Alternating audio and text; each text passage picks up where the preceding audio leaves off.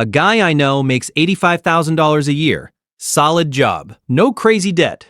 He walks into a dealership and finances a $52,000 SUV at 6.9% interest for 72 months. His payment is $880 a month. He feels fine about it. Says he deserves something nice. Another woman, 34 years old, buys a $38,000 sedan. Puts $5,000 down, payments around $640 a month. She tells herself it's reliable, safe, practical. A third guy leases a $60,000 truck for $799 a month because it's a write-off. 3 different people, 3 different cars.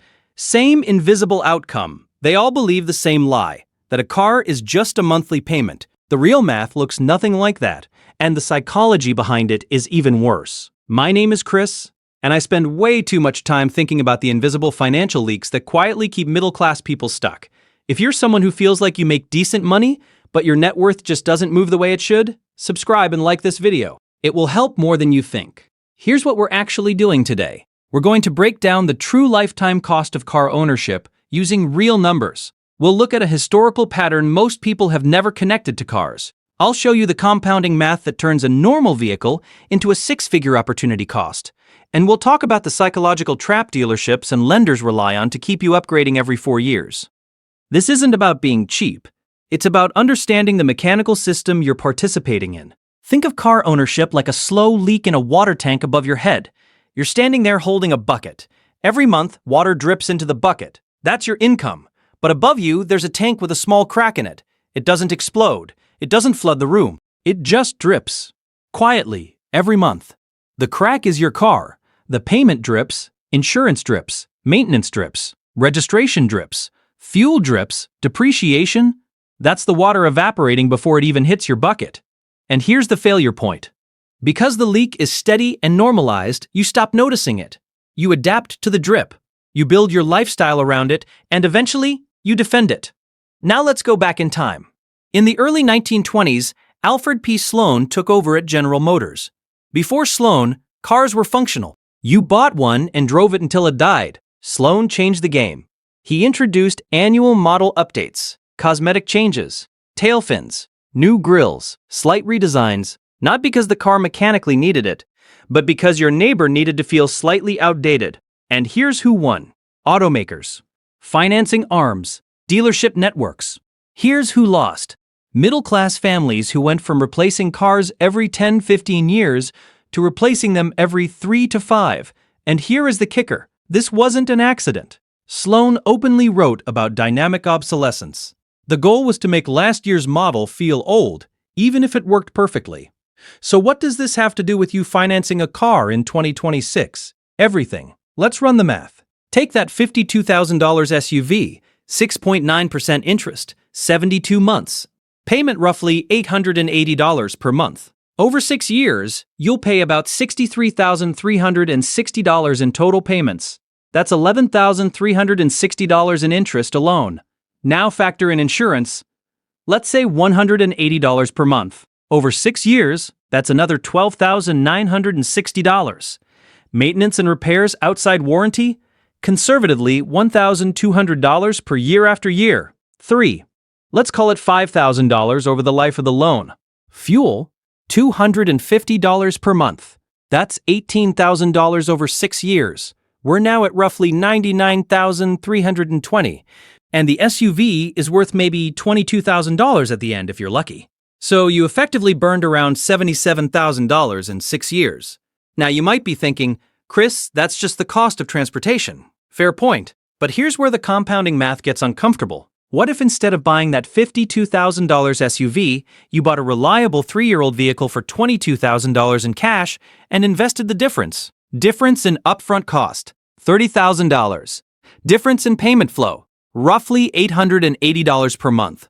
Let's say you invest $880 per month for 6 years into a simple S&P 500 index fund, averaging 8% historically. After 6 years, you'd have contributed $63,360. With compounding at 8%, you're around $74,000 to $78,000 depending on market timing. Add the initial $30,000 difference invested at the same rate.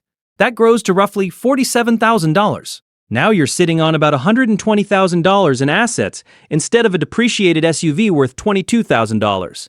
That's nearly a $100,000 swing in 6 years. And here's the real punchline. If that $120,000 stays invested for 20 more years at 8%, it grows to over $550,000. That nice SUV didn't cost you $77,000. It cost you $500,000 in future net worth. The math works. Human psychology doesn't. Here's the part that breaks people's brains. Cars are visible. Investments are invisible.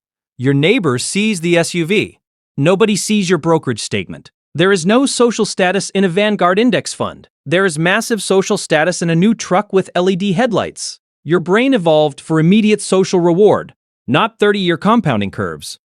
Dealerships understand this. Lenders understand this.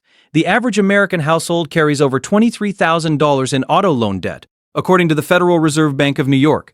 The average new car price in the U.S. crossed $48,000 in 2023. And here is the kicker. Most people upgrade before the loan is even paid off.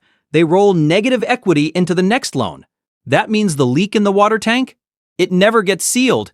It just gets bigger. Let me give you two people. Mark is 30, makes $90,000 per year, buys a $50,000 car every 7 years like clockwork. Always finances. Average payment $850. Over 35 years of working life, he buys 5 vehicles that way. Total payments across those decades? Roughly $300,000 to $350,000, including interest and insurance differentials. Now assume that instead he bought modest $20,000 used cars and invested the $500 difference monthly at 8%. After 35 years, that difference alone is over $1.1 million. Same income, same job, same city, different leak. Now you might be thinking, so should I drive a 1998 Corolla forever? No, this isn't about deprivation. It's about proportion. If your net worth is $50,000 and you're driving a $60,000 vehicle, the tank is draining faster than it fills. If your net worth is $2 million and you want a $60,000 vehicle, that's 3% of your assets. That's different. Revenue is not wealth. I cannot stress this enough. Your salary makes you feel rich. Your net worth determines whether you actually are. And here's another psychological trap: monthly payment framing. Dealership says it's only $799 a month. They never say it's $67,000 over 6 years. They never say it's $500,000 in lost compounding over 30 years, because $799 feels manageable. $500,000 feels insane. Same decision, different framing. And look, I get it. Cars are emotional. They represent progress, freedom, identity. But here's what I want you to understand. If your goal is financial independence, real independence, every recurring expense has a multiplier attached to it. If you follow the classic 25x rule for financial independence, every $1,000 in annual spending requires $25,000 invested to sustain it long term. Your $880 monthly payment is $10,560 per year. Multiply that by 25. That's $264,000 in required investments just to support that one line item sustainably. One car. Now stack insurance, fuel, maintenance. Your transportation category might require $400,000 to $500,000 in invested assets to sustain forever. That's the water tank math nobody shows you at the dealership. So here's what I'd do. First, cap your car value as a percentage of net worth. Not income, net worth. Second, stretch the ownership cycle. Every extra year you drive a paid-off car is financial acceleration. Third, when you finish a car loan, keep making the payment. To yourself. Automatic transfer into investments. Same $800, same day. Different destination.